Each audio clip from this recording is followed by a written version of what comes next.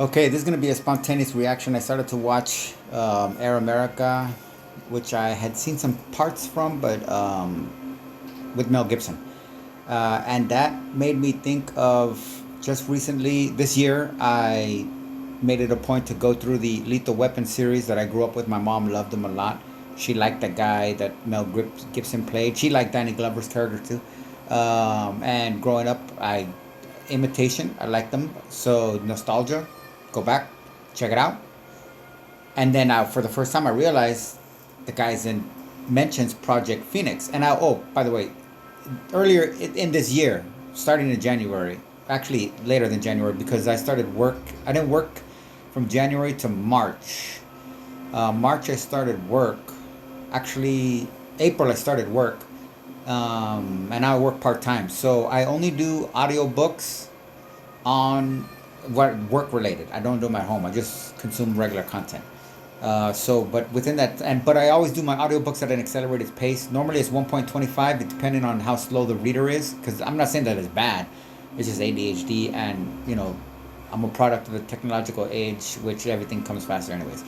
So I get through books, and my bus routes are anywhere from 2 to 3 hours. Sometimes they're 3 hours, just because I'm doing my audiobooks.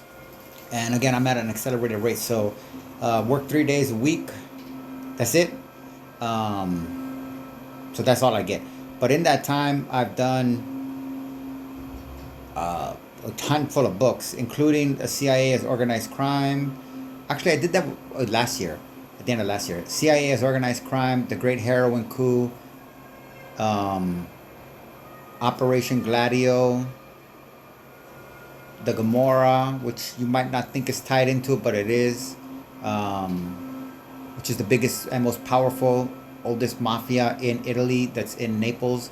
The Sicilian mafia is like, no offense, it's like having the dream team in the of the NBA Olympic team play against the Special Olympic team for their lives.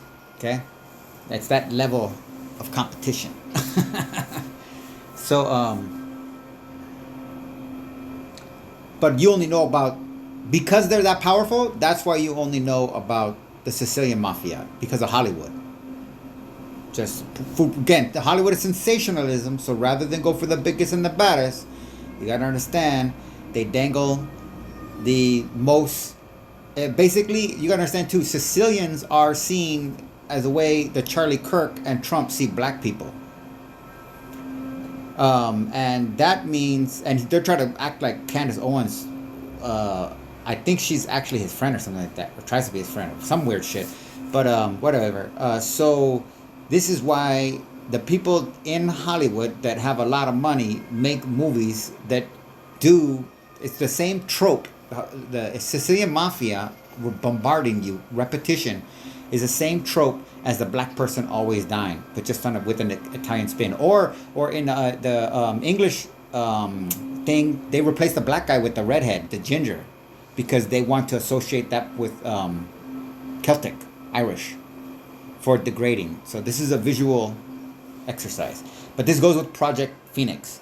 So I found a couple documents that aren't that crazy. I mean, I don't think I'm gonna read the whole. Oh, yeah, I'm not gonna read the whole thing. But we're gonna check some of this out, just to show you the source, because this is pretty. I thought this was pretty crazy. So where we at? Theoretical aspect of target killing, the Phoenix program, as a case study. Darn it, I can't turn it that way. I can't really. I'm getting old, man. I watch too much content. One of the measures employed in the war against guerrilla warfare and terrorism is target killing, with the primary aim of directly attacking the higher ranking activists, both military leaders and political cadres of guerrilla or terror organizations, by refraining as far as possible from injuring innocent citizens. Now again, this is the same way that they say there's no Epstein or whatever, however they play the Epstein thing, these are the guys that whatever that script is that, for the last 10 years of what we've heard about Epstein versus the last 6 months what we've heard about Epstein. That narrative transition is written by these people. So I want you to understand that wording here. Because they are the same, they have the same basic plan as Israel.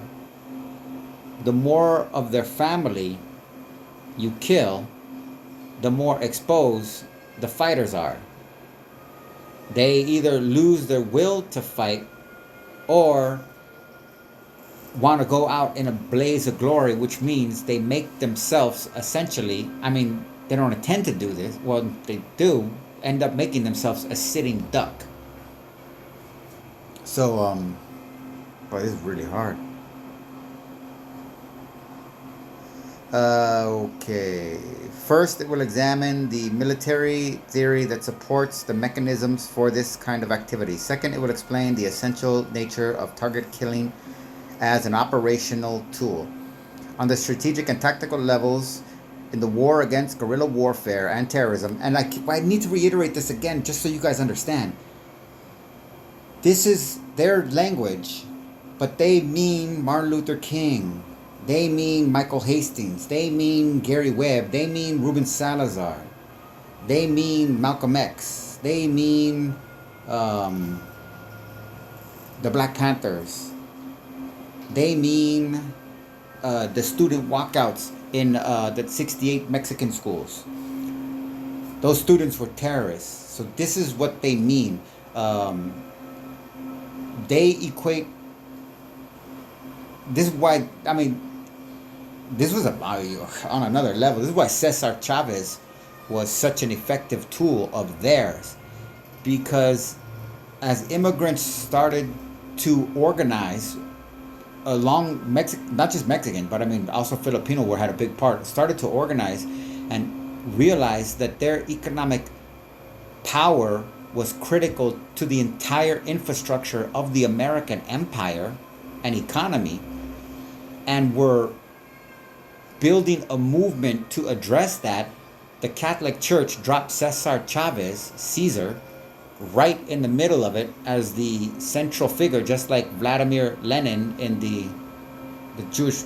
I don't think Cesar Chavez was Jewish, but just saying, Vladimir Lenin was dropped in there for the Russian Revolution by the Jewish people who hated Slavic people.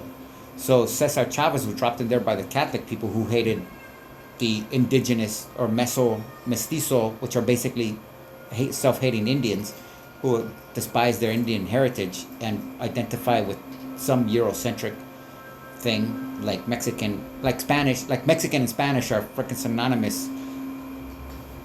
Because I don't know, whatever. But so again, so they're and fast forward to now, and you're talking about women's rights again, because you saw who the Catholic Church, the Catholic justices overturned Roe versus Wade out of the blue. You see this thing going on with Charlie Kirk right now, and it's important to note that his wife is constantly wearing Christian paraphernalia that identifies her family now, and this is because a woman can't be in this, with the Knights of Malta. So that has to do with her husband. That is not a club, that is a rank in a religious, military, basically a paramilitary kind of like intelligence type network. This goes back to the Fortress of Malta that was, the Knights of Malta. It's old.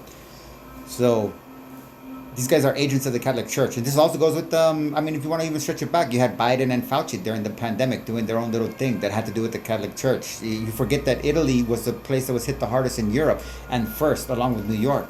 Italy got hit even before New York, and tens of thousands of people died in a matter of a few months in Italy, just northern Italy. Nothing in southern Italy. There were like zero, nothing in Calabria and Sicily.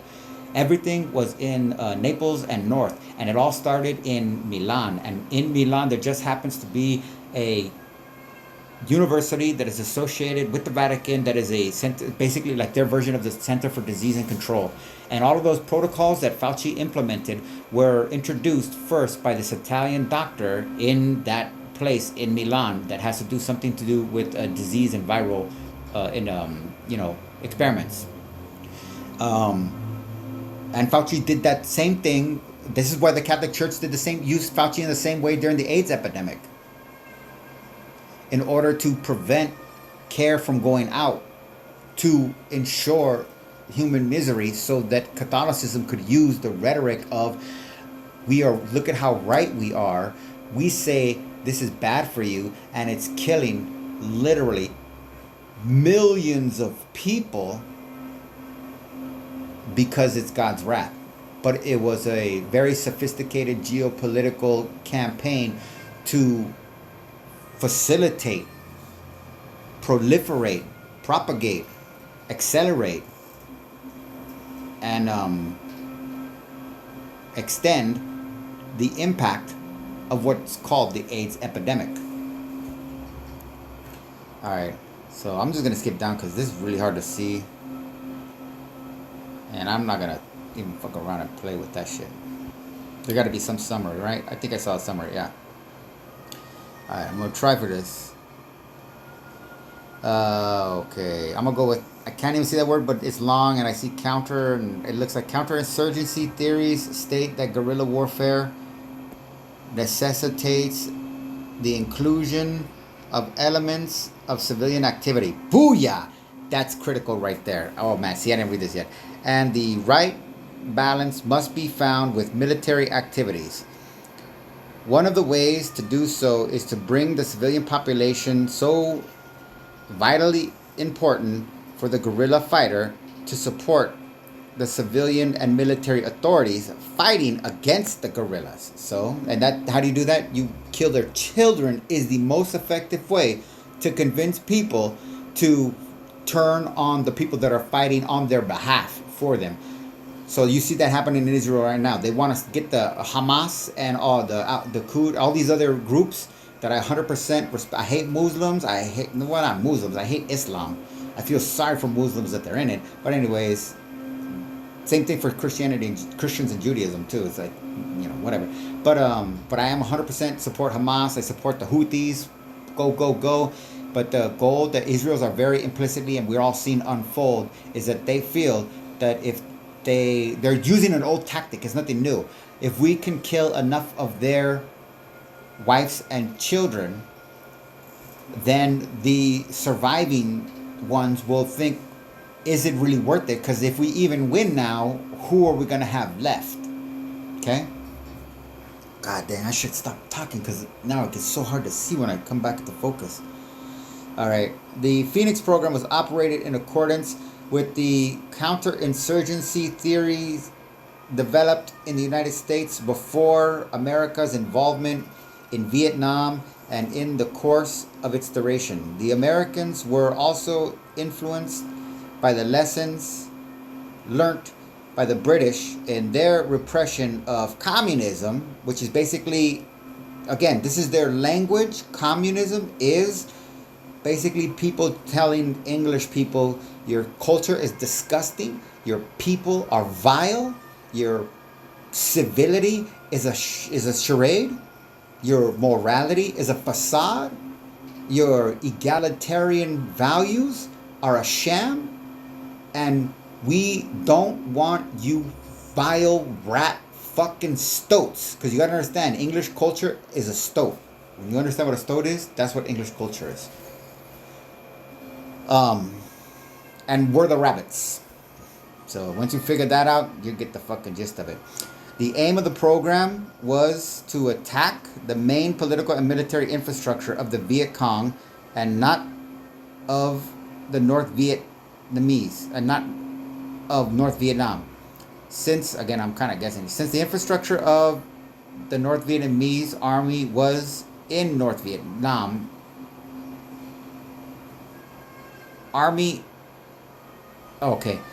For this reason, the Phoenix program became irrelevant when the North Vietnam Army increased its presence and involvement in the Vietnam War after the Tet Offensive. The aim of this article was to understand the theoretical system that lay behind the practical operations of pinpointed eliminations. The Phoenix program provides a researcher with the ability to hold an in-depth discussion in order to understand the theoretical basis for these targeted killings, mainly through the relative wealth of American documents dealing with various aspects of the program. The operation of the program for targeted killing demands reliable and accurate intelligence. It is the desire to avoid harm to the civilian population that underlies the operation of targeted killings. Yet these operations frequently fail to obtain their aims and civilians are injured. Oh, see again, this is their language, so they are doing, they're minimizing, okay? So yeah, injured, but we also know killed. Because if they're injured, you think the troops that injured them are going to give them medical attention? The Canadians, maybe. They have a reputation for that.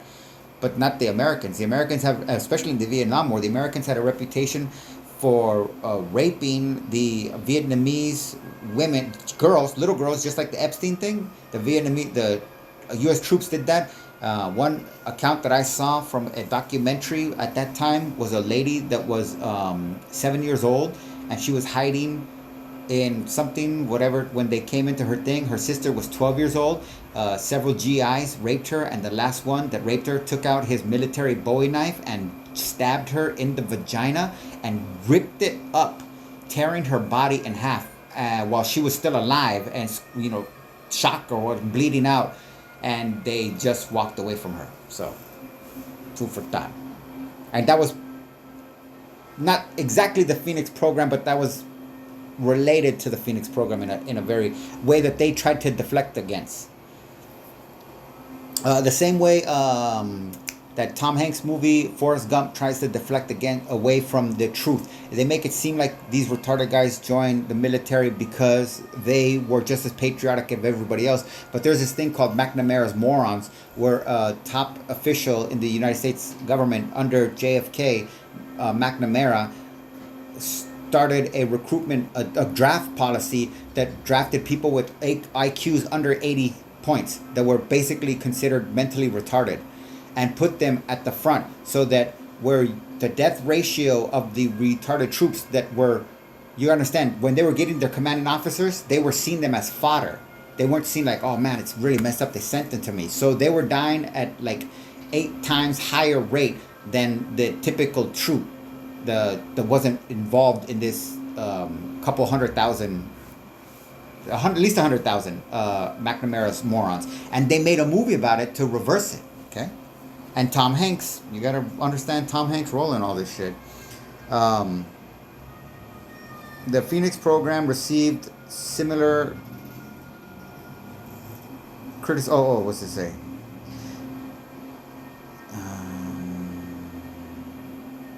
Injured. Okay, injured.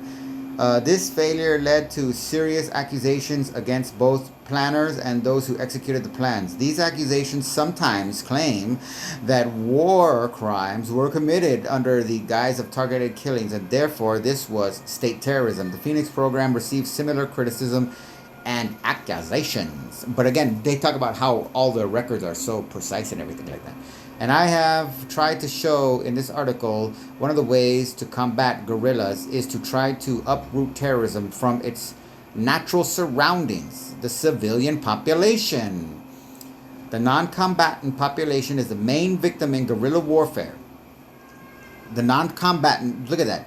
Why are there guerrillas fighting? Typically, they call them freedom fighters, or no, not all the time, but I mean, terrorists. When they're terrorists, you gotta understand. Again, when they're terrorists, like Reagan supporting the guys in Nicaragua, they were terrorists. They call them freedom fighters. But the people that they were fighting against, they called them guerrillas, who are fighting for the people to prevent the corporations and the banks and shit like that from stealing their land and exploiting their labor. Okay. Civilian population by restoring guerrilla warfare. And there is a vital necessity to show that the army fighting against guerrillas or terrorists has no intention of hurting innocent people, that it does not regard the civilian population as an enemy, and that it tries its best to avoid injuring the civilian population by reducing their personal security through the precisely targeted attacks against those engaged in terror or guerrilla activities. In this way, targeted killing becomes an effective operational tool, albeit a controversial one, within the complex of activity within the complex of activities that a state carries out in a battle against terrorists or guerrilla fighters. Okay, so let me see here. What's this other one that I got? Was it this? No. Oh, I guess it would be. Oh, where did this go? I guess it would be here. So that was Colombia. Oh, I know what the other one was. This one. Just to show you what this is. So this is the Rand Corporation. And I used to actually cater at this place illegally. Because I have felonies on my record, I was working for Bon Appetit Corporate Dining for the Google contract in Santa Monica. They had the Rand Corporation, which is a building shaped in the eye, and it has high security. Well, the chef, at the time, I was exploited, but I participated because I didn't know I was being exploited. I thought I was like working for something, some kind of benefit, future benefit. So the guy would, because Google was such an easy account, they only ate lunch, and they only did it at one time. But where at Rand, they had an open kitchen, and it was a commission base. Where at Google just dropped money, so they just made profit off. They could throw whatever they want over there. I mean, it was all good food, but I mean, they could just everything, whatever, and they just pay, no questions asked about quantity. But Rand was running on a budget, and so they had to sell stuff. So to cut back on cost of payroll, I would sneak into the Rand Corporation as a guest for the kitchen, and then go and do rounds throughout the facility for their coffee kitchens and stuff like that. So, little did I know, too bad the KGB didn't get in touch with me, or somebody. I could have probably done some spying for them. The Rand, the Phoenix program and contemporary counterinsurgery. Oh, you know what? The last one I found didn't have the whole thing. I'm gonna get this now. Keep this. So darn, I don't even know what I'm gonna do here. I'll just go to same thing, summary, maybe conclusion. But I can't read this one's almost even smaller. Some analysts have claimed that the lack of an insurgent shadow government in Iraq and Afghanistan makes a Phoenix-style anti-infrastructure program in those countries both necessary and unworkable. But insurgent documents captured in Al-Anbar, at one point Iraq's most violent region, describe elaborate underground bureaucratic structures with functional elements devoted to intelligence and counterintelligence, media and propaganda, finances and recruitment, and religious affairs. The insurgents, don't forget, Christians are just as much inject their religion into their stuff. Just look at Hegsworth with his tattoo of the cross of Jerusalem on it, as they call it. The insurgencies in Afghanistan may not be as well organized or as highly bureaucratized, but they certainly have an apparatus for financing, intelligence, and recruitment that could be targeted in a selective fashion. But you understand, the goal was never to get in and get out of Afghanistan. The goal was to get in. I'll just show you real quick. Then, can I do this? Let me see. The goal was to get in and then to... Oh my gosh, I hate that. Oh, maybe I could do it like this. View. Grid. Okay. So, the goal was to get in and... Hold on, it's somewhere down here. Looking for a graph, people. Looking for a graph. You see a graph? Scream. Oh, it's close. It's close. Close. It's close. Somewhere right here. I don't know if I was supposed to go up or down. Okay, that's close. This, I think, has something to do with it. Oh, I saw the graph right above it. Ha ha ha. Okay, what is this? Oh, my bad. Wrong graph. Here's a graph. All right. So, this is what it was all about, okay? So, Russia leaves, the USS collapses and Russia leaves Afghanistan in 1989. From then till 2000, until 2000, the Taliban is engaged in a fight with the warlords for control of the country. The warlords make their money off of opium. And the Taliban, like they did again, just this time too, they're against opium as a really, they're crazy, whatever you want to call them, but they are fundamentalists. And one of their fundamental, foundational things is the, no heroin. You don't make it, you don't use it, and you don't sell it, or we will kill you. So the warlords weren't going to give that money up. So by 2000, the Taliban had taken total control and conquered the warlords.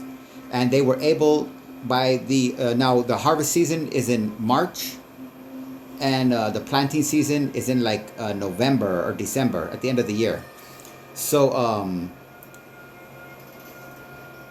the Taliban is able to implement it, and by 2001 March, okay, the planting season, they were able to do what you see right here. This is the UN report, okay? Trends and analysis. I don't know what's on the, where's the, oh, whatever. So, oh, so it's right here. So the Taliban was able to do this. You see all the red is Afghanistan. You see how much it normally did under the warlords? Then the Taliban takes control.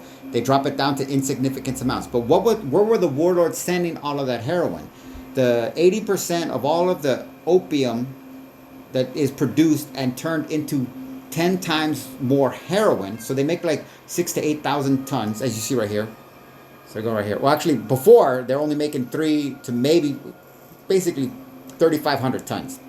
So that gets blown up times 5 into 15 tons of heroin when they do the process of chemical mixing and that kind of shit like that.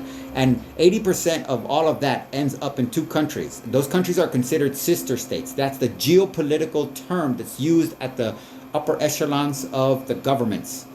And those 2 countries are the US and the UK. So the Taliban does this and destroys the heroin market that supplies, the 80% of the supply goes to the UK and the US. So you could say that the greatest hit ever to the war on drugs, success, was the Taliban's rise to power in Afghanistan. I understand all the other things about the women and the rumors about the kids. Well, not the rumors. It's not a rumor. It's a kind of a true thing, and that gets us another story. But that you just for keeping it context. So we say 9/11 was done by Osama bin Laden, who's a Saudi prince, and Saudi Arabia was founded. The Saudi Arabia is named after the family. It's normal. It's just Arabia. Saudi is the family. They're like the Trump family of Arabia. They have been trying since about the 1700s, possibly even the 1600s, to take over Arabia. But none of the other tribes, because they're very tribal over there, they would ever bow down to them. And it wasn't until the 1930s when the British started to supply the Saudi family with armaments and training in terrorism and this type of warfare that they were able to dominate and take control over Arabia and name it after themselves. And that's only been since the 1930s. Okay? They want you to think that that's been around forever. You know what I mean? So,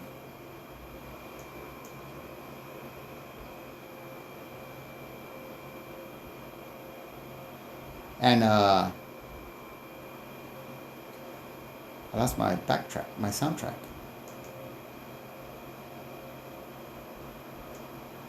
Hello, soundtrack. So, okay. So, September, again, this is March. So, you have to understand, By March, once it's solidified that there is no opium crop coming out of Afghanistan, the white Christians in America and in the UK start to develop a plan in order to go and remedy that. They use the Saudis to use a brown face terrorist attack against the United States. And that's theoretical too, because, you know, that's the best we could say. The only thing I know for sure is that there were no terrorists on Flight 93. But what terrorists were on the other planes, whether they were Saudis, whether they were Israelis, whether there were any terrorists whatsoever, or they just had some kind of remote system that hijacked the planes and cut off the radios, and they didn't need anything else, is, you know, I don't know, I can't say, but they want us to at least default to say that, you know, Muslims did it.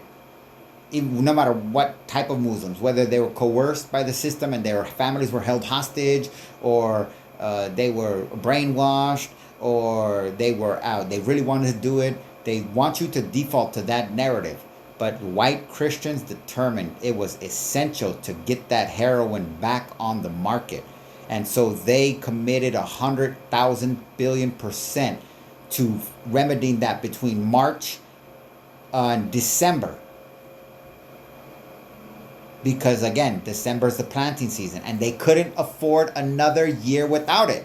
Because how are they going to run their countries without heroin supply of that quantity? Because no other country could produce heroin. This is not because this is because of environments. That's why Afghanistan is this red line. So December comes on, okay? We're already in. March is 2002. This is the harvest season. March 2002. Less than 3 months, 4 months. With about 4 months. With NATO forces. At that time, I think it was over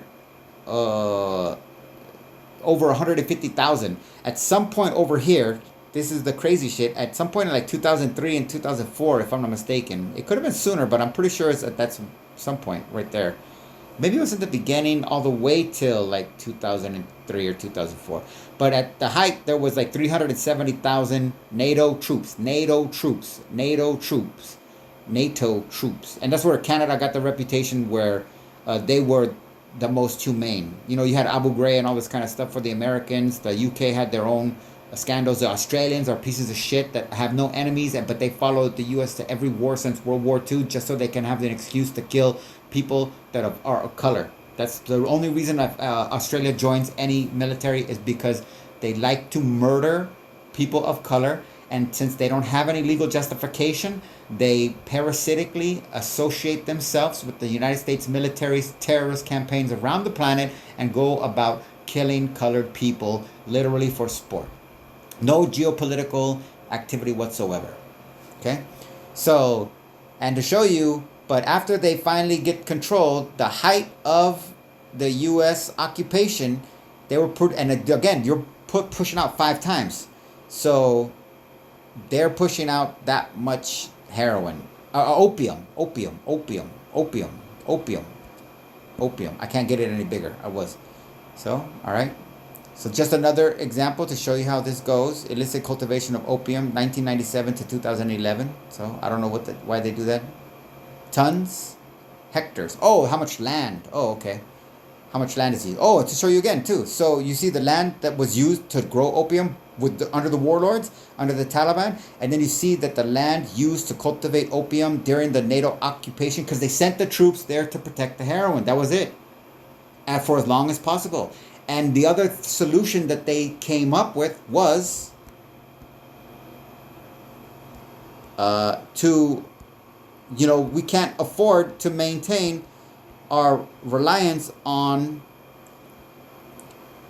actually, let me do this one, on Afghanistan because of this instability. We need a solution. So the late 90s, on the transition of 2000, you already had them start the transition into synthetic opioids, which was a movie that was made with Whoopi Goldberg called Fatal Beauty. And it wasn't even called fentanyl back then, but Fatal Beauty, interestingly enough. And that was like in the late 80s. So this here you go right here. Number of opioid overdoses between 1999 and 2017, 300. This is ChatGPT. 399,230. Number of deaths in the 9/11 attacks, 2,977. So it's only getting official numbers, okay? And this is the very beginning when it was blocked off at 2001. So it was and it had very limited responses. So the fact that it did this was amazing.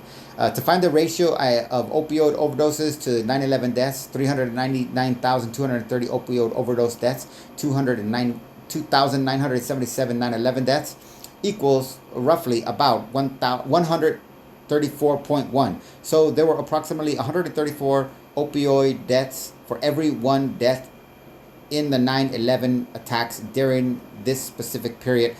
This comparison highlights the scale of the impact of over those years, okay? And that was right here. This is a Jewish English family that has a window named after them in downtown Abbey at that most sacred church within England. They're part of the English peerage, British peerage, because they're not English. You got to understand the connection between Jews and Hungary. I'm sorry, not Jews and Hungary. England and Hungary are deeper than you would suspect. The most sacred title of nobility that is offered by the English crown is the Cross of St. George, and it goes directly back to. Actually, I'll show you in a second because it's the anniversary this year, I think. The Sackler family is sprawling and now feuding transatlantic dynasty. Transatlantic, see, that's the sister states. They're in the US and the UK. Is famous in cultural and academic circles for decades. Generous philanthropy towards some of the world's leading institutions, from Yale University to Guggenheim Museum in the US and the Serpentine Gallery to the Royal Academy of Britain. They give a lot of, well, anyways. But what's less known, though increasingly being exposed, is that much of their wealth comes from one product, Oxycontin, the blockbuster prescription painkiller first launched in 1996. The pill is stronger than morphine and sparked an opioid crisis that's now killing more than 100 people a day in America and has spawned millions of addicts. It also attracted a wave of lawsuits alleging ongoing deception about the safety of Oxycontin, which the company had previously admitted misbranding in a 2007 criminal case. Two branches of the family control Purdue Pharma, which makes Oxycontin. But unlike their company, none of the Sacklers, it's only 8 people, none of the Sacklers, and these are Jewish, so it's not a Jewish narco cartel.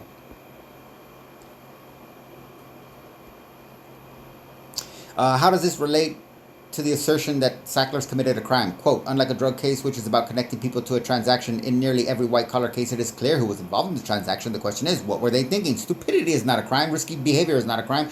No matter how many innocent people got hurt by that stupidity, greed, or recklessness, this is what the people supporting Trump right now are depending on to save their life at the end.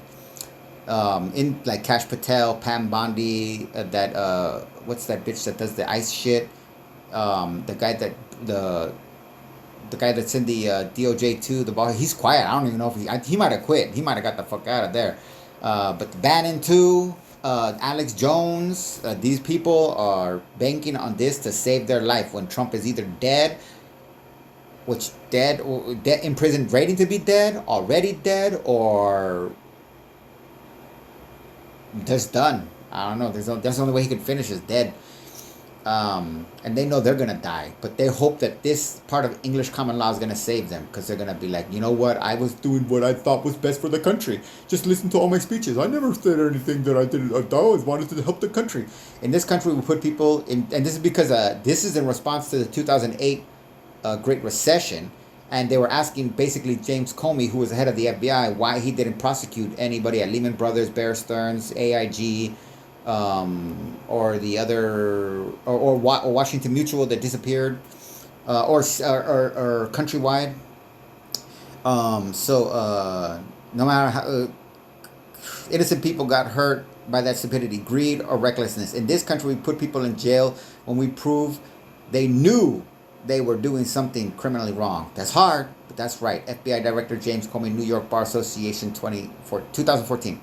And ChatGPT. The assertion by FBI Director James Comey that we put people in jail when we prove they knew they were doing something criminal wrong emphasizes the principle that criminal prosecution in white-collar cases often requires proving not just that crime occurred, but also that the individuals involved knowingly and intentionally engaged in criminal conduct. This is all part of English common thing to sustain the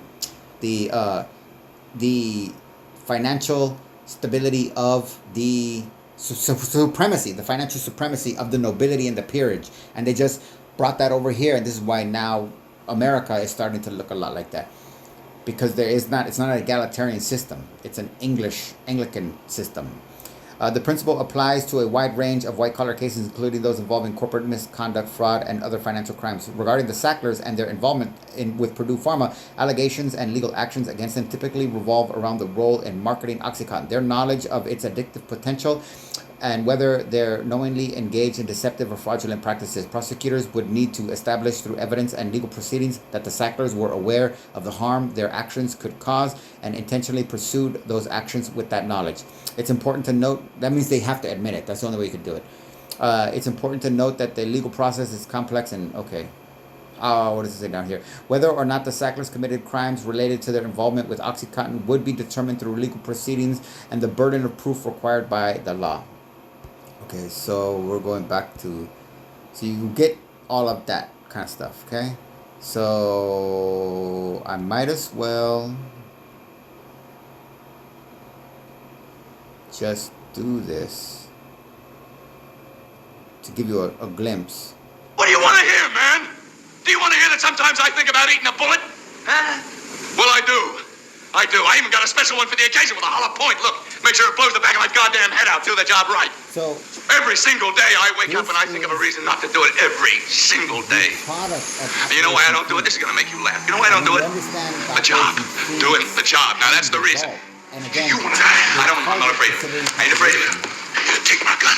Don't nibble on the barrel. Pull the trigger. Go ahead, pal. Be my gift. Go ahead if you're serious. You shouldn't tempt me, man. Put it in your mouth. Bullet might go through your ear, not your ear. Trump's basically personal bodyguard would be insulated from any potential legal repercussions. You're not trying to or draw societal the psycho repercussions picture. Or global repercussions. You really are crazy. On an individual basis. I'm hungry.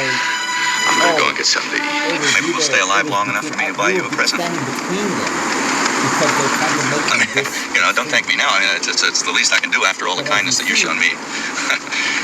Police are what you call cops, right? Hey, look, there's no bomb in there. It's probably a false alarm. Happened a million times. Guy probably saw a radio on the back seat. Hey, let's not mess with this. Wait for the bomb squad. You're right. You sit tight. I'll be right back. Hey, no, please. You're just strange, man. What's the matter with you? There's a bomb in that building. No, there's a bomb in that building. There is not. There's a bomb in that building. You know how come I know there's a bomb in the building? Because I got 8 days to retirement, and I will not make a stupid mistake. Look, there is no bomb in that building. I will bet vital parts of my anatomy to the fact. Now, look, just look. Visualization of Trust me. how it creates attention. Did I say blue? Where did you say blue? Non-matter. I meant red. Sure. But look, Roger, you can do it your way if you like. I'm highway. I don't have quiet. I'm sure, okay? To matter. The other guy. You ready? To divide. Roger. What? They, Aren't you gonna miss all this good stuff when you retire? For Aren't entertainment. you gonna miss it a little bit? Huh? But the reason they do that is because that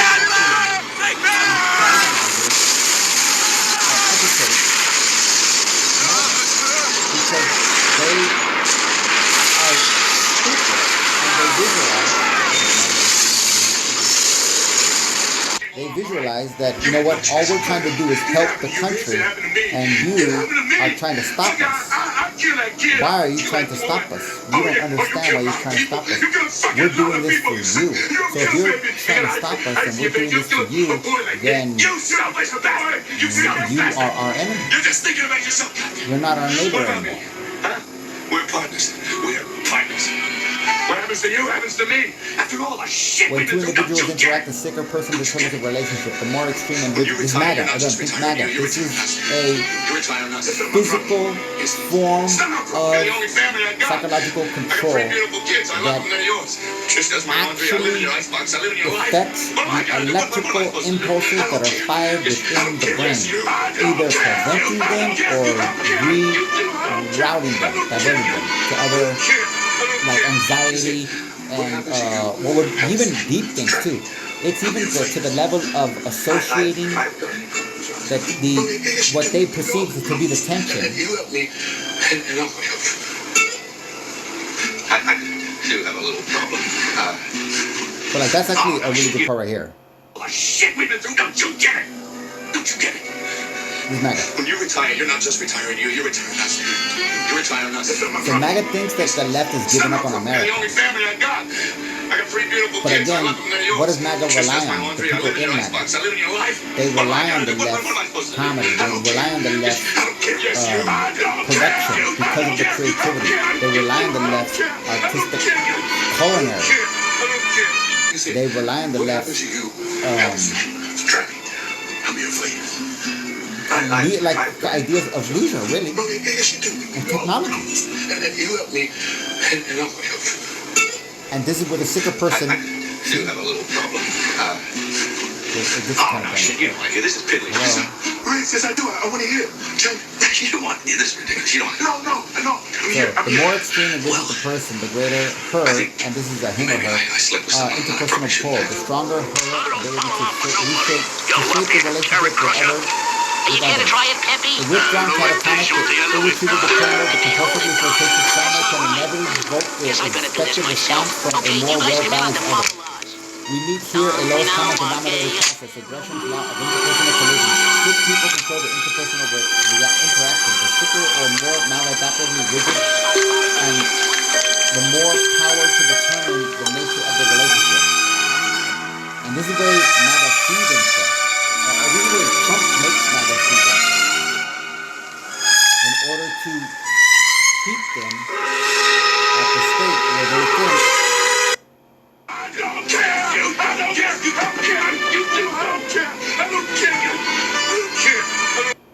After all the shit we've been through, don't you get it? oh, actually over here. I'm gonna go and get something to eat. Maybe we'll stay alive long enough for me to buy you a present.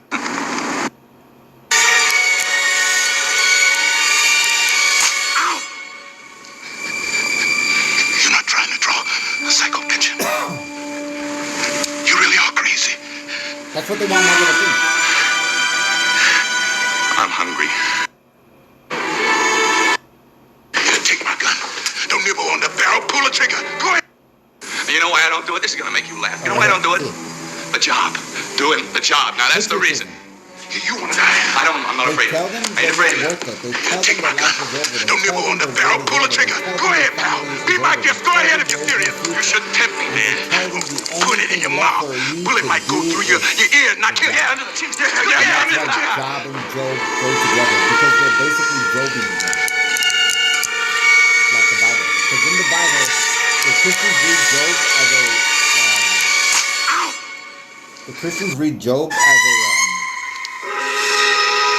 story about predicting Jesus, but the Jews don't believe in Jesus. So how they read Job? They read it that the law is eternal, and they associate Jews do not associate rabbis do not associate Job with a Hebrew. He is not a Hebrew. He is a Gentile. That's one of the key components of the story. Merry Christmas! From a symbolic standpoint, Yahweh becomes the symbol for the Jews. asshole. And again, this is a What do propaganda you only part. do, kids? All project things did was basically have it for kids shit. That was their primary objective. You're General Peter That's McAllister, the Christian commander of righteous Shadow Company. I see we've heard of each other. Yep. It'll almost be a shame when I nail you. Yeah, I ran into some of those Shadow Company pussies in Saigon in about 69. You did you?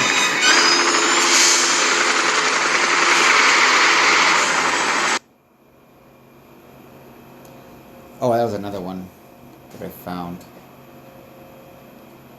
Okay, so get that in here.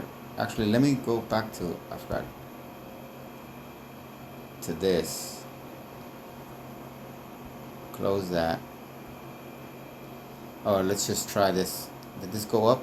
Oh yeah, no, it's right here. I'm fine.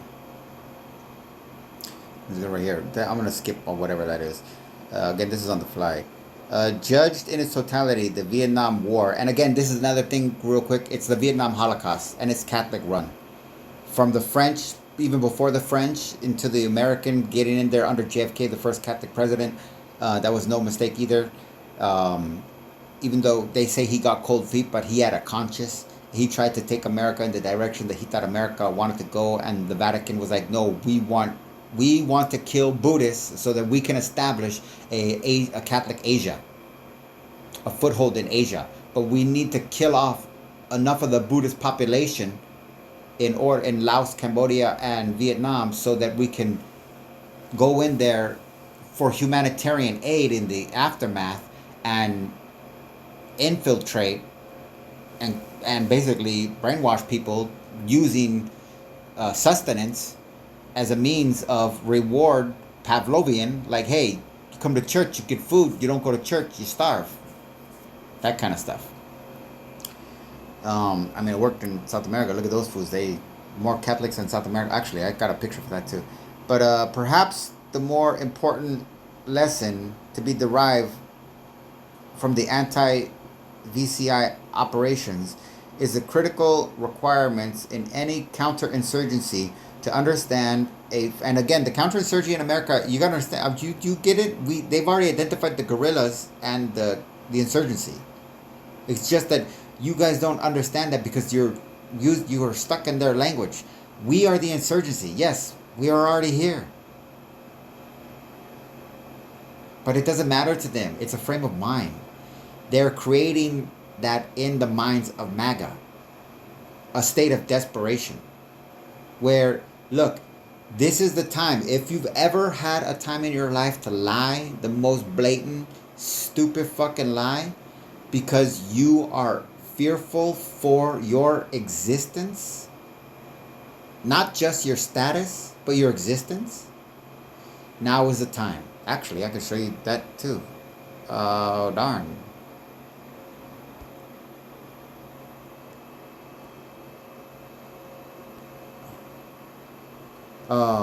Just to show you where that report came from. So this is where I get the reports. I've read a lot of those. So I said I was going to show you something. What did I say I was going to show you? Oh, a report? Oh no, this. Okay? Food for thought. Look at Asia. Now this is where they want it. All that gray, where they're not at, that's where the Vietnam Holocaust was at. That's where, and Diem, the first guy that they put in there, was the head of the Catholic Party. Just like the Nazi Party was the Catholic political party of the Catholic majority in Germany. And here, they're here too. There's another one too that I was going to show you. I figure if I just keep doing something, I'll end up somewhere. What is this? Oh, that's... I don't know. Oh, there it is. Perfect. I'm glad I forgot, but I remembered. So, Flight 93. This is the essay that was spread amongst the evangelical pulpits that got Trump, that rallied the evangelical church, which makes up roughly about 60% of the country, to Trump. And even as successful as it was, there were still people that had enough reservations where he didn't win.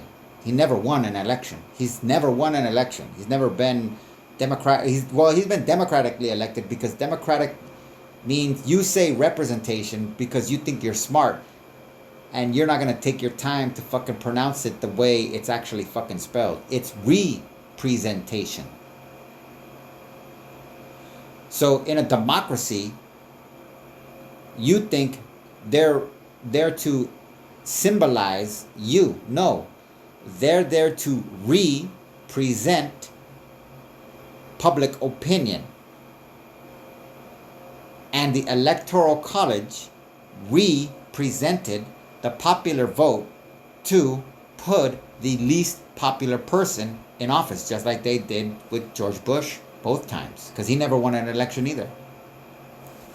There are rumors that George Bush lost the first election by 14 million popular votes. And that's why they were so emphatic about focusing on those 50 or 500 or whatever it was in Florida. It's a deflection. He lost. Trump, they think, lost by 3 to 4 million against against Hillary. And I'm not a fan of Hillary because Hillary's, honestly, I think she's just bad. She would have been worse for Israel. I mean, worse for Gaza because she would have been more supportive, and the left would have allowed her, and the right would have been quiet. That's the one thing that they miscalculated. Unless they want chaos. If they wanted just to facilitate the genocide, Hillary would have been their go-to person because she would have neutralized the left's opposition to the genocide, and the right would have already been on board and probably taken advantage of Hillary's supporting it and been going over there and participating in it with some kind of, again, for sport. But they put Trump in, and that just happened to have an effect that he's such a loathsome, disgusting, vile scum of a human being that evangelicals and Catholics identify as a strongman, just like Mussolini, and Hitler, that they were the same type of characters. They're not moral, they're not high, they just want to look clean, and they want to look strong, and they want to stick their chest out, or dangle their fingers, or whatever it is, move their hands around when they talk, which I'm actually doing right now, which is funny. But so this is the essay that got it. And Flight 93, again, you got to understand, was not, had no terrorists.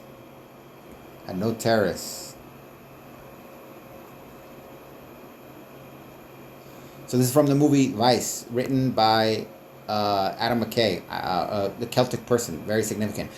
Not a Jewish person. Dick hangs up the call with the president. Stafford continued. Sir, Don Rumsfeld on line 3. Cheney points to the speakerphone. Cheney. That. Picks up the line. Dick. You have authorization to shoot down any aircraft deemed a threat. Beat in music. Rumsfeld. Over the phone. Presidential authority? Dick. That's correct. All orders are unadhere. Condi and the staffer make eye contact. Condi, Rice. Unadhere? Karen Hughes. Unless otherwise directed? Condi Rice. Mr. Vice President, are we sure these are the proper rules of engagement? Dick. The country's under attack. The ROE is fluid. David Addington. Yes, Mr. President. Mr. Vice President. Ha ha ha ha. Addington leans to Cheney. They talk. Hushed tones. Narrator voiceover. And I think this is Matt Damon or something like that. Now, we don't know what the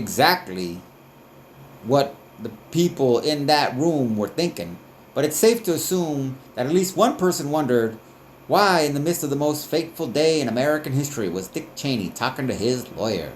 Karen Hughes tries to get Cheney's attention. Karen Hughes gets off another phone. Mr. Vice President, the congressional members you sent to Mount Weather Emergency Operations Center want to leave. Dick, no. Karen, excuse me? They're not going anywhere. Just tell them we've got all the helicopters. Karen Hughes, yes, sir. Okay, so nobody on that flight. Oh, and I got another actually really good one for you here that I just got today to show you Cheney, what Cheney is. You guys don't understand Cheney's role in all of this. Oh, other document. See, in Skull and Bones, which is at the top of this, because again, Bush was doing they were running the heroin. It's the Anglican Mafia, Anglo-Saxon Mafia. That's what they are. So, Cheney's family happens to be the family of Skull and Bones. Whoa, I didn't touch it. Did I touch something? Happens to be the family in Skull and Bones with the most direct members. Now, you see a lot of Adams here. Don't worry, they're not all the same name. Same person. Now, the Tafts are all the same Tafts. The Bushes are all the same Bushes. Actually, I think there's one Bush that is not related to the Bushes in this. Oh, we'll look. We're going to be right here right now anyways. You got Armin Hammers in here. You got a lot of big corporation names that you can see. This goes with Baldwin. If you live in LA, that has to do with Baldwin. Barnes and Nobles. Barnum. Barr. This is a descendant of Barr that was a representative that was a Trump's administration. William Barr. Baynard. There's a famous family that's Baynard. Okay, what do we got? Baynard. Major. You got military corporation names in here too. A Bigelow Tea. That's for reals. Again, English. Remember the tea. Controlling the tea is not about fucking providing a cute drink. It's about having the resources of other people's at your command, beck and call. Not Blackman. Blake, no, there's a Bliss, Budget Blue. We're gonna get to Cheney. Don't trip. But anyways, so in this thing, this is a very sacred. And if you get to Herbert Walker, we'll get to that too. I gotta remember Herbert Walker. Brubaker, Bruce Buckley. Oh, so William F. Buckley's right there. Is he right there? No, he's not. Yeah, William F. Frank Buckley. Okay. He was basically the Charlie Kirk of his day. So same thing. Going to colleges. He was even older than Charlie Kirk, and raised in Ivy League schools. Bundy, Bunnell, Buckus, Burpee, Bunham. No, Bush. Here we go. So you got Bush, George Herbert Walker. All right, and then you got Bush. That's the dad. Then you got George Walker Bush. Okay. So you think that George Walker Bush is named after George Herbert Walker, because that's what you see. You don't understand how that James Bush. I don't think is one of them. Jonathan Bush or James Bush. One of them is not them. Prescott Bush is the father of George Herbert Walker Bush. Let's get down to Campbell's. That actually the soup. Yes, that is a soup.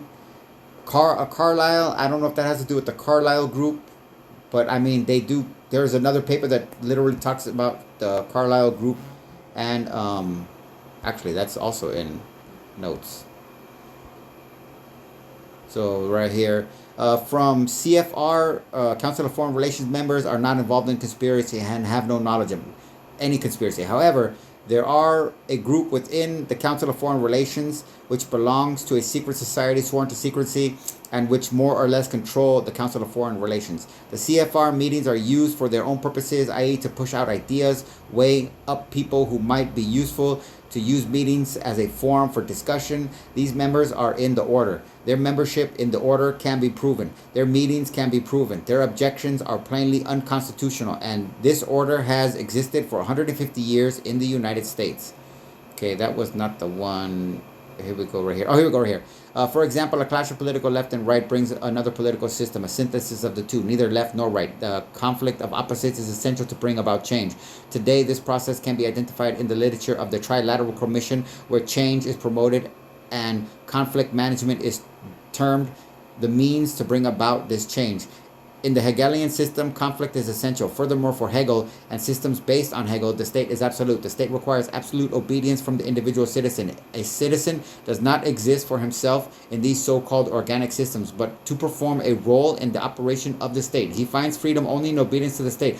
There was no freedom in Hitler's Germany. There will be no freedom of the individual under Marxism. Neither will there be in the New World Order. And if it sounds like George Orwell's 1984, it is. In brief, the state is supreme and conflict is used to bring about the ideal society. Individuals find freedom in obedience to the rulers. America's Secret Establishment, Introduction to the Order of Skull and Bones, Anthony Sutton, 2006. The state is absolute.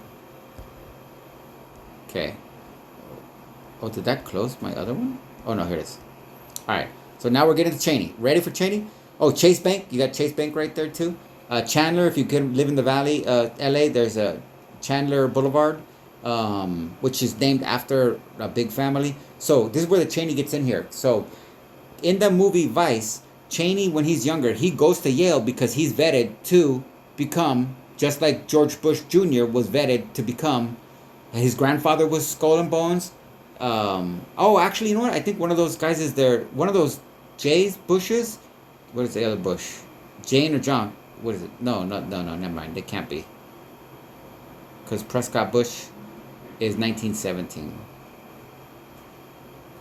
Never mind. So Prescott Bush was the first Bush in. Oh, there's a Derek Bush too. I'm pretty sure that one of the J's is not related. So anyways, back to Cheney. So, of all of the families, the Cheney family has the most members ever.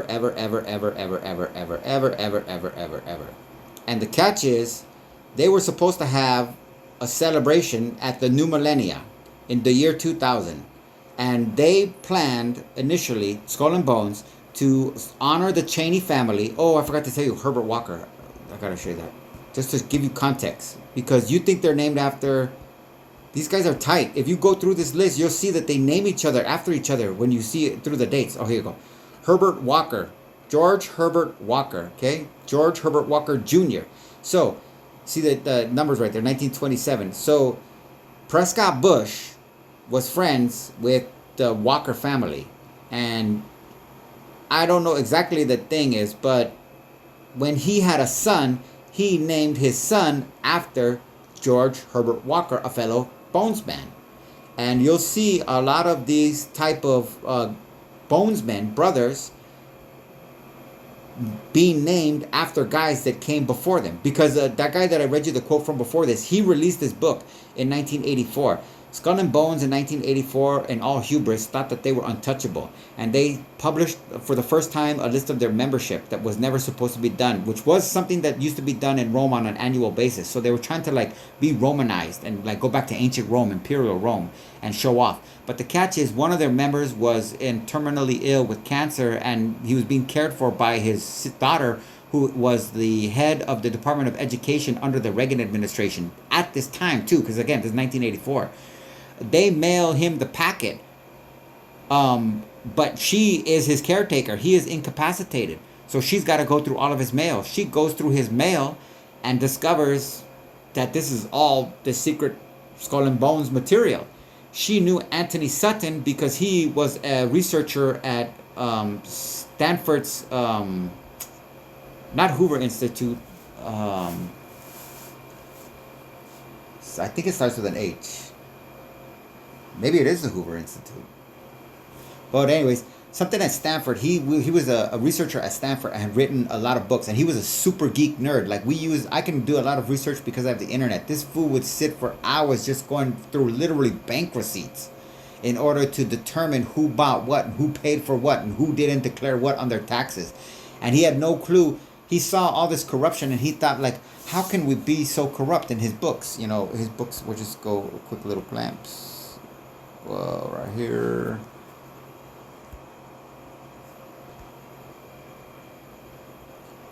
I should get it already. I can't believe that they don't give it to me because I write this stuff so much. But I go show you. Alright, so books. So these are his books. Wall Street. So he's finding all these guys paying to start terrorist organizations around the world, and it all ties back to Wall Street. But he has no context. He's just like, I can't believe our society's so corrupt. When she gets these books with a list, this list literally, she calls him and says, hey, I got this interesting thing I think you might be interested in. You want me to send it to you? He said, sure, whatever. At this point, he was literally, I saw an interview with him. He was already morose or something like that, and depressed, thinking like, you know, all my work has been a waste. No one even cares. I've done all this research and none of it makes any sense. And, you know, I basically, you know, I don't care anymore. And he gets this book, and when he's going through this list and he starts to see these names, he starts to realize that, holy camole, there's Webster's around here too, I think. No, Welch. That's the jelly. Wells Fargo. Whitley. Where's Whitley? Whitney's in here for Pratt and Whitney. This is the Whitney family for Pratt and Whitney. 1, 2, 3, 4, 5, 6, 7, 8, 9 Whitneys. Okay. So I don't know if they're all the same Whitneys though. Winston, that's a cigarettes. Yeah, Winston cigarettes. Wolseley, there's something like a Walmart that used to be around. Colgate is in here. I don't know if you saw that earlier. I don't know why that's a space. I'm not OCD, but I like order. Taylor, Taft. These are all the Alfonso Taft, Charles Taft, Henry Taft. So this is the presidential family. I don't know what Swift is. Swift is a trucking company, I think, if I'm not mistaken. Strong's, it's a biblical book, like a dictionary. I forgot what they're called. Strong's Concordance. Strong's, because they control religion. Well, they control Christian religion, because Christians are fucking slave. They're born to be slaves. Spalding, that literally is the baseball. Yes. They also have the Russells, and what's the other one for baseball? Help me out here, people. I mean, you might see something else. Sealy, that is Sealy, exactly what you're thinking. If you saw it. That is the family that owns Ross. I don't know if Roe, it has to do with something. There is some kind of investment house. Rockefeller. That changed it now. Getting into Skull and Bones is what changed the Rockefeller. When the original Rockefeller, I think it was David, made all of his money, he was still ostracized and an outsider with the old world money, because it's all still tied to Europe. And they were like, who's this up and coming, American? He was one of the first Americans to just be like a real American, born in America, from American ground, dirt and shit like that. Because they're all tied to peerages that you don't know about. They just masquerade as American, essentially, but they have no loyalties here. We are a plantation for them to extract economic resources and do what they consider to be human sacrifice rituals through spreading diseases, causing mayhem, and instigating wars. Robinson, that's something you can think about that one. Richardson, this is another good one. That's interesting. Stuart Craig Rand. I didn't see that one the first time. Randolph, that's a popular name. Putnam, that's a big. If you're gonna these when Pratt, there you go. That's the other side of the Whitney. So Pratt and Whitney. Pillsbury, see that? That is literally the Pillsbury. Yes, they got the money. They maintain it. Phelps, I don't know what that family is, and I don't think it necessarily has to do with the swimmer. It could, but I know there is something related to that. Pershing, this is related to this guy in LA. They have Pershing train station. It's one of the major, other than Union Station, it's basically the second biggest subway station, Pershing Square. Skull and Bones. So celebrating him. These are secret monuments. So another thing too is they don't build their statues. They build architecture so that we live in their shadow. This is a type of domination. It's like I call it imperial pistons. Patterson. That sounds familiar too. Palmer. Paddock Page, Owen Osborne. If you live here in the valley, there's Osborne Street that's named after this particular family. Maybe one particular member, but this particular family.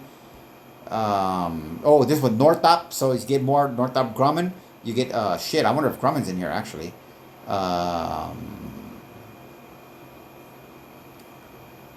Nestle's in here too. Did we see Nestle already? No, not yet. Oh, where's Nestle? Nestle is supposed to be in here. I went through here, and anything that didn't have a date, I took out. And there were about 12 or 15. But Nestle is supposed to be in here.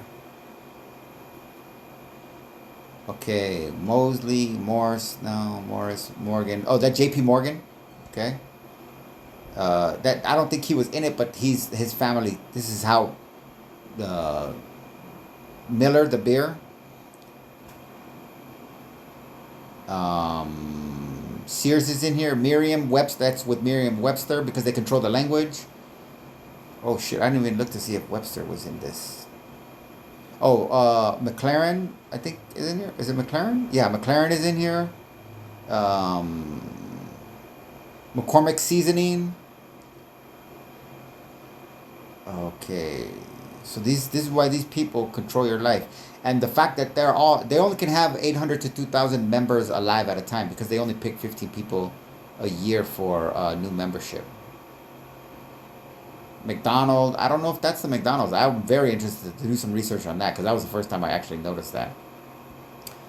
Okay,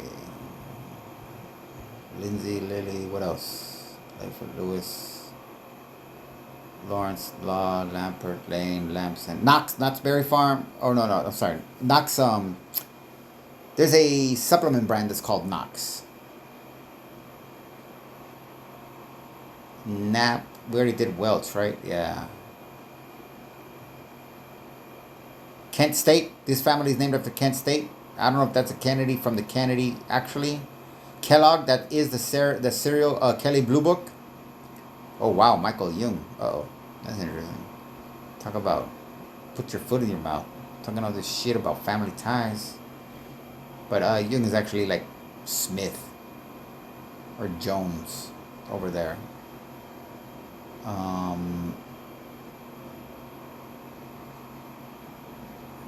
Hyde Park. I think that's here in LA. I don't think that's in New York. Howard Johnson, because I think it's a Howard and the Johnson, and the Johnsons are in here too. Hopkins, John Hopkins, you see that? That is actually John Hopkins Hospital, okay? So Control Medical, American Medical Association, American Dental Association, American Psychiatric Association, they were all created by Skull and Bones members because they create a network in which they can control the narrative or influence the narrative. Hollister, that's a clothing brand. Holland, that is some other brand too that I can't think of right now what they do.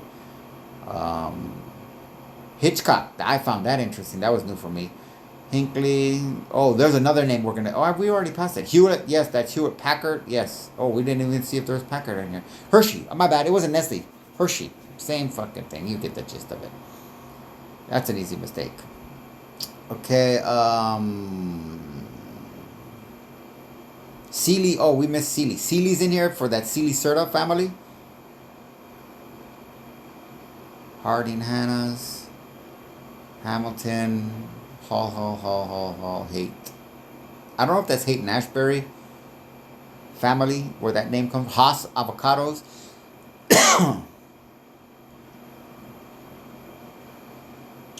Oh, I thought it was interesting, his name Griswold, but I don't think it has anything. I just know it's from some show. Wasn't that from like, whatever, the fucking guy with the glasses? Gillette, see, Gillette. These things are Goodyear. Don't forget Goodyear. Gibson. Yeah, Gibson. Yep. Okay. Fisk. That name stood out to me, and I'm trying to place it, but I can't. But maybe you guys can. But I think it does have something to do with. And I didn't want to search it because, I mean, I've been doing the post that I was putting together. That I stopped after like 8 hours, and I didn't even include this yet because I still got to do some editing and run this through AI. Even though somebody ran this through AI, that's how I got this list. But I got questions to ask for organization and some specifics to see how much I can extract individual names and get shit out of AI. Emerson, okay, Ellis Island. This is the family. It's named after Ellis Island. Eaton, that's the other baseball one. Okay. I think there's even one more. Is there one more? Eaton, Russell, and what was the other one that I had? Spalding. See, you think I'm fucking around, motherfuckers. Okay, Dodge, there's your car right there. Ford is in here too, as a matter of fact. I think we already passed F, right? Davis. Oh, I don't know if that's Davison from Harley Davidson, but there is Davison. Daniels, Dana, Dalby, Cutter, Cunningham, Curtis, Croxton, Crosby. I believe you're going to trip out on this one. Obviously not Bill. Oh, that's Crosby. I believe that is directly tied to the Crosby because of the, you got to understand the music industry is not a free-for-all.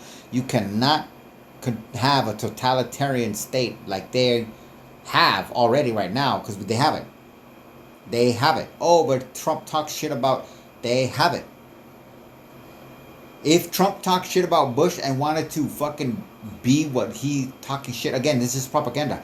He would just arrest Bush and the entire fucking country would back him up. He would turn the tables on opposition.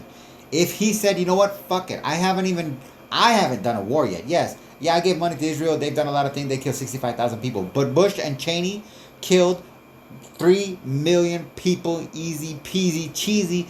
And then that's not even talking about all the heroin shit that I showed you. That was also them. And the Sackler family too, because that was under their administration. And the Sackler family too, when it was under the Bush administration, he signed a bill that only Oxycontin could be produced in Florida, which his brother Jeb was the governor at the time. So that is why the predominant number of opioid deaths, like 60% of all those deaths that you saw numbered there, were just on the East Coast up a highway that came, that I forgot what it's called, 93 or some stupid shit like that, but 105, well, I don't know what the fuck it is. But it's one highway that leaves Florida and goes up the coast to New York. And that was called something like the Opioid Express. And that inspired in me a poem when I first learned about it, like 10 years ago. So, Cowles, Cross, Corbin, Cooper, Cook, Converse. Condit is another thing too. I think that's a construction company. Coke was interesting. I got to do some research on that. Coit is a popular name that stands out for some reason, but I can't place it. And again, I haven't really dug into this. This is all on the fly. But back to the Cheneys. I do want to see Webster. I want to see if Merriam-Webster are together. No Webster. Oh, the Warren from the Warren Commission, that family. Walsh is that? No, Welch is the Montgomery Ward. Oh, Montgomery Ward. That is the Montgomery Ward. But you guys don't know what it was. It's like Sears is in here too. Sears is in here.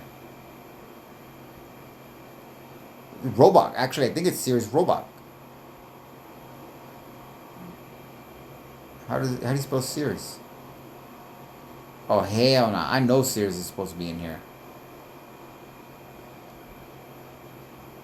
No, Montgomery. Oh, my bad. It was Montgomery Wards. Yeah. No.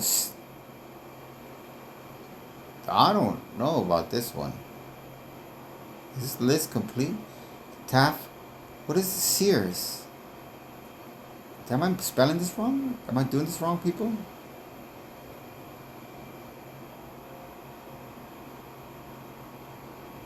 Alright. Oh, there it goes. Montgomery Sears. See? Sears Montgomery. Okay. And Montgomery Wards? Oh, wow. That's interesting. I never caught on to that.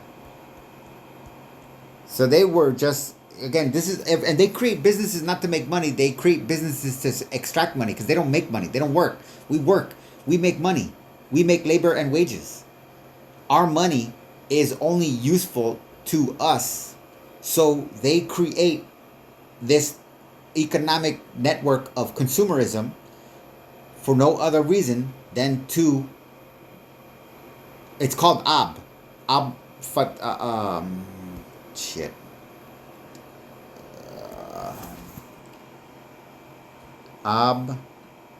Fativa?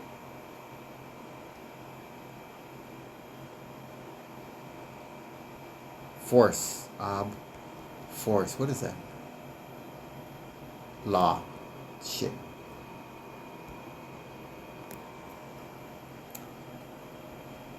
Okay. Law.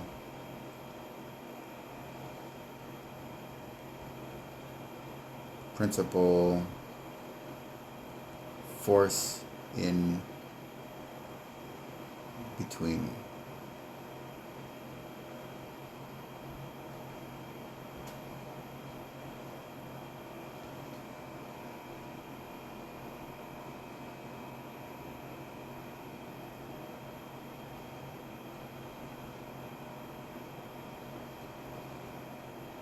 Oh my gosh. No. Legal principle, not... Jeez. Vlativa. I think it's Vlativa. Jus ab bellum. Close. This stupid thing is blocking me. Okay, force in Latin. Let me just do this.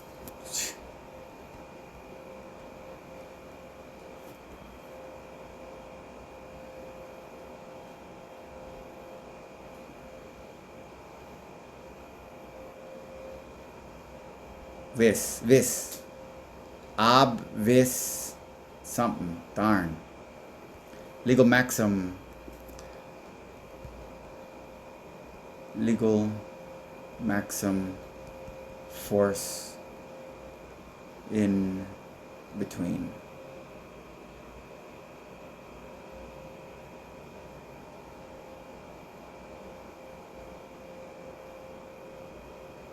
Ubi juice.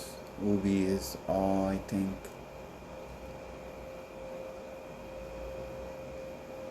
Okay, you know what? I'll pause. Okay, so this is funny. I could only remember ablativa was the closest thing I could think of. Ab is come in between. Lativa is like a force. So I tried to go. I was gonna go Black Slav Dictionary, but I wasn't having any luck. But then I came back to AI and I just like, okay, I'm sure it's ablativa, but I can't place it. So there's no recognized Latin maxim that uses the phrase ablativa. It appears to be a misunderstanding or misspelling of other legitimate Latin terms. Most likely source of confusion is the Latin ablative case, which has the root meaning of take away from. Ablative force, that's what it was. I'm sorry. Vis, ablative vis. Ablative vis. See, refers to fourth strength. In this case, ablative. See. So there's a legal maximum that comes in Black's Law Dictionary that apparently is not. Okay, so let me see. Ablative.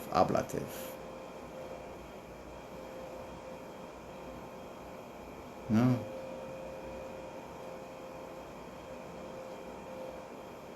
Nope.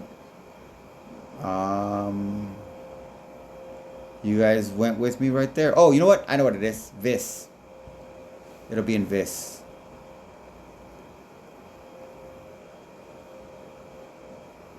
It'll say ablative, because then there's opposite force too. TUV. Sorry, I don't know much. WX. Fuck English. Vis.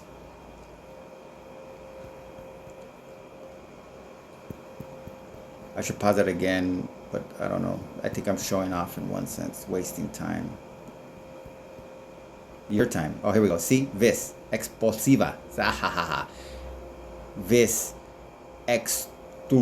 Exturbativa. Vis fluminas. Vis impressiva. Impresa. But then you have over here, vis ablativa. In civil law, ablative force. Force which is exerted in taking a thing from another. Calvin. Okay? So that's what capitalism is. That's what business is. And that's why the business model is to make as much of a profit as possible, because it is vis ablativa, or an ablative force. And it's a taking away. Yeah, I mean, you want to get stupid. Archaic definition of rape.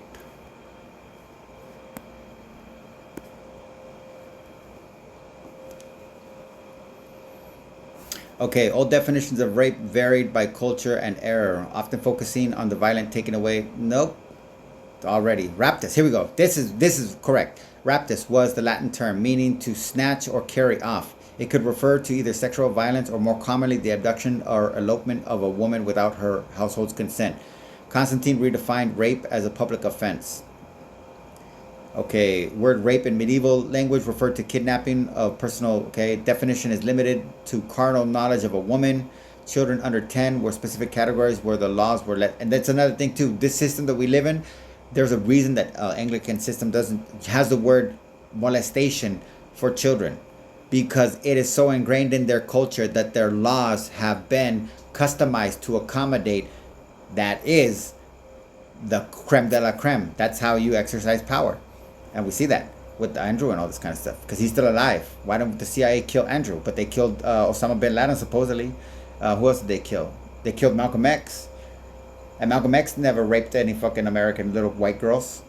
But that's the only thing that Gentile little white girls, that's the only thing that because he didn't want to get the scandal over there. So what did he do? He just went to the plantation and picked up some meat to go and got his kicks. And now the people over there, they're like, oh yeah, he's a pervert, but you know what? He didn't rape any of our daughters.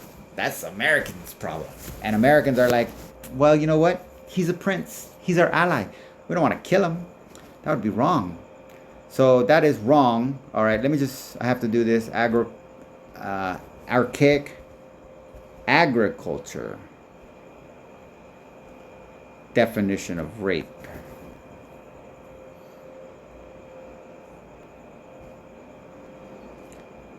Okay, the archaic agriculture definition of rape refers to a type of brassica plant related to the turnip or cabbage, the rapeseed. The word comes from the Latin rapa or rapum, meaning turnip.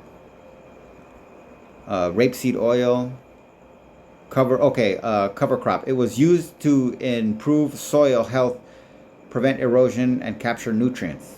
That's the whole thing, capture nutrients. Some varieties were grown edible in turnip. Okay, no, that's not it. I'm just going to Oxford Old English. It's take. That's what I'm trying to get to. Take. That's all it is take. The sexual thing was later. Okay, take rapes and scrapes home well, then cuts them to pieces. Oh, so here, let me give you. I'm gonna give you. This is really a graphic example of rape. Wheat and chaff.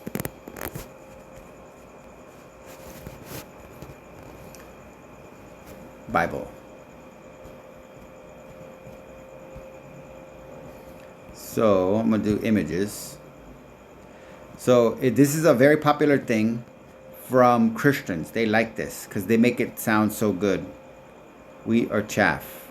Oh, here we go. Separating the wheat and the chaff. Matthew 3:12. Okay. Matthew 3:12. Separating the wheat and the chaff. So that is rape. They're taking the wheat from the chaff. They're raping. That's the original agricultural meaning. Why AI doesn't have that, I don't know. But I know it, so it's not freaking far-fetched magical knowledge. And I even can give you the exact example of the context in which I learned it. And I forgot what source it was because it had to be at least 15 years ago. So that's just to show you. That's rape, okay? So what we're talking about, vis ablativa, is taking away. This system, consumerism, why do they call it consumerism? Because they're telling you can have whatever you want. But in reality, it is an vis ablativa, or they are raping you for whatever they want. Because all they got to do is dangle some shiny little trinket or comfortable new attire or colorful new attire, wardrobe, or fascinating new gimmick, or impossible to achieve promises of prosperity, and you will give the richest people on the planet that hate your fucking guts and want to make sure that your kids can never compete with their kids, so that the system is never fair. You go give them money voluntarily because you say, well, I like it. I like Coke better than Pepsi. And after this, I'm gonna close it down. And it was shit. What's it gonna do right now? Oh, Huey.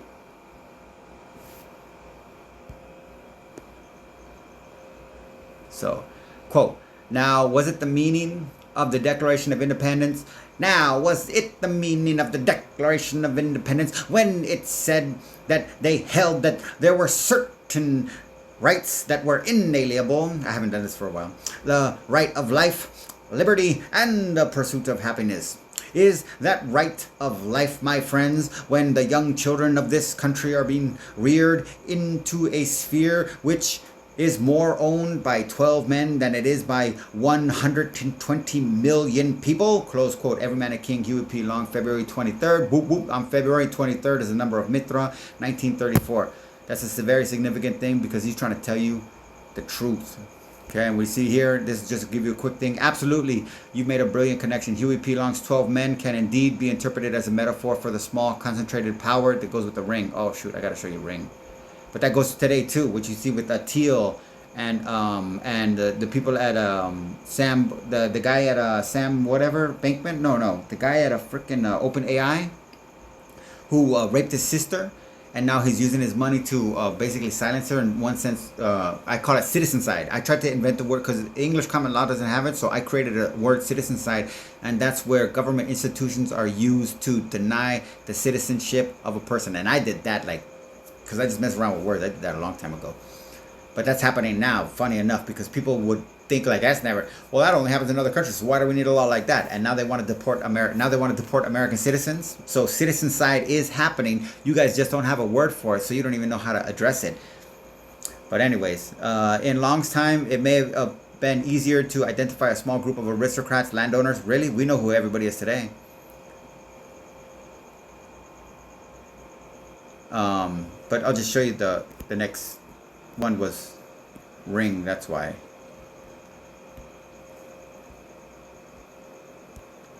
Black's Law Dictionary, ring, a clique, an exclusive combination of persons for illegitimate or selfish purposes as to control elections or political affairs. So, this is the thing too, the Dick Cheney family. So Dick Cheney was scheduled to be the president in 2000 for a skull and bones type of, a grand achievement. But the problem was that Dick Cheney was a hardcore, because he was so spoiled and he was groomed for this. So he knew he was destined to be in the White House. There was nothing that was not going to put him in the White House and make him control the United States. That was it. He could not fuck up. And to prove it, when he went to Yale, he got so fucking drunk and was such a fucking bombastic bastard the entire time that Yale, even though they also knew his significance, had to kick him out. He had disrupted so many other people. And they were also high power. It's not like cheap Yale. So because he got kicked out and the Skull and Bones only taps new members in their senior year, he was never initiated into Skull and Bones. And this is why when people make a joke that George Bush Jr. was too stupid to run the country and Dick Cheney was stolen from him, they don't get it. George Bush's nickname within this thing is called Temporary. They all get nicknames. His dad's name was Magog. Dick Cheney didn't get a name. John Kerry, who ran against George Bush the second time and also lost for the Democrats but conceded the election because he was a Skull and Bones member.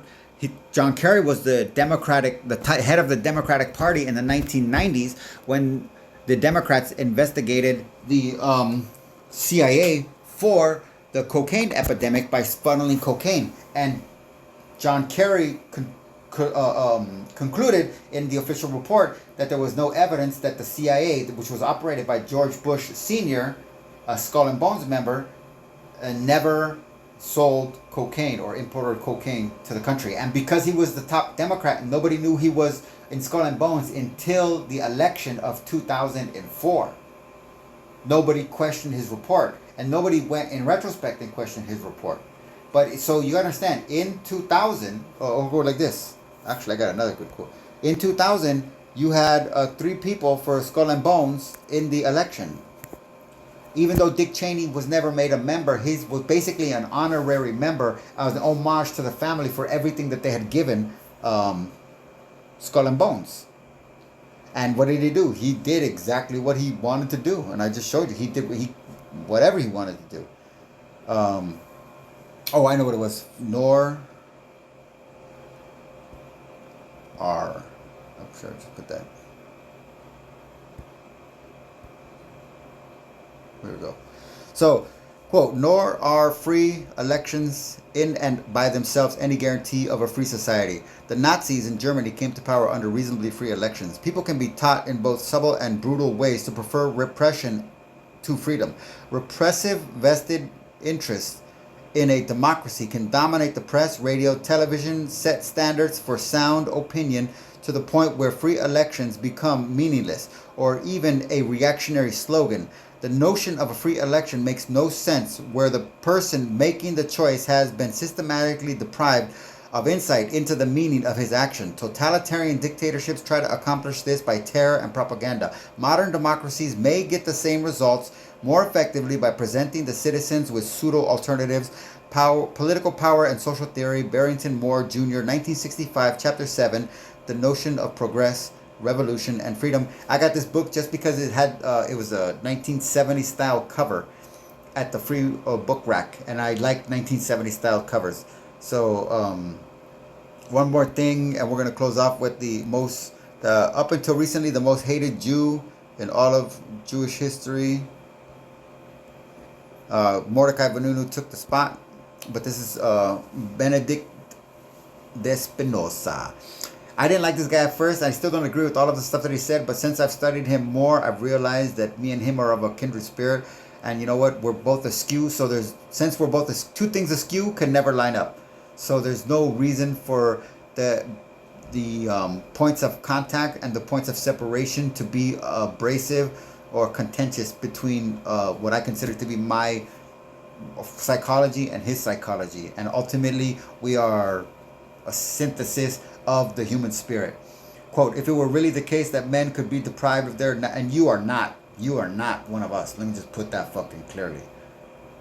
You think feelings or fucking ego is a compensation for raw fucking... the rage that makes you drive into research. The hatred of this depravity that you can see and not turn your head away, that makes you think you can help other people by destroying your life with knowledge, learning, and infinite education. And you can never have a standpoint in order to maintain stability.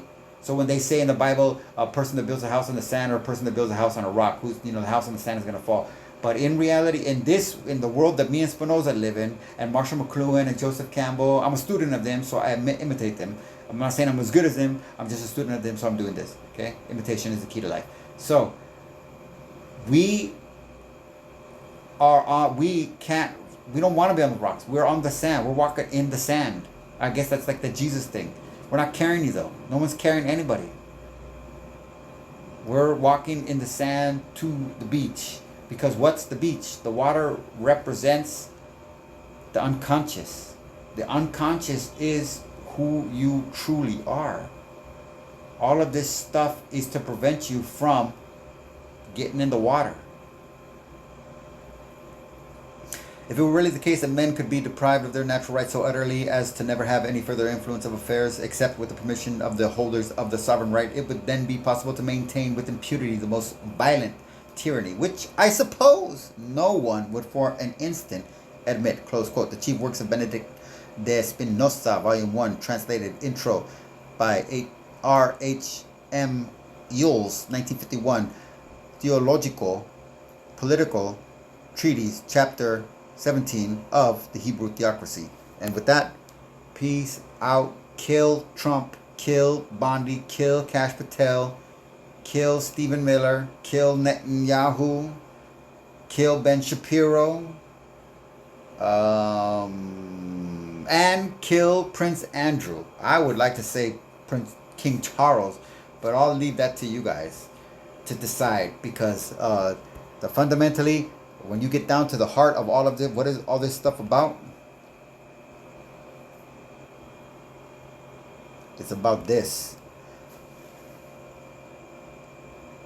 Slavery to monarchs and ministers, which the world will long will be long in freeing itself from, and whose deadly grasp stops the progress of the human mind is not yet abolished. Close quote. A Vindication for the Rights of Women, Mary Wollstonecraft, 1797, Chapter 3, the same subject continued. Let me do that again just in case you need this for an audio clip. Slavery to monarchs and ministers, which the world will be long in freeing itself from, and whose deadly grasp stops the progress of the human mind, is not yet abolished. Close quote. A Vindication of the Rights of Women, Mary Wollstonecraft, 1797, Chapter 3, the same subject continued. End.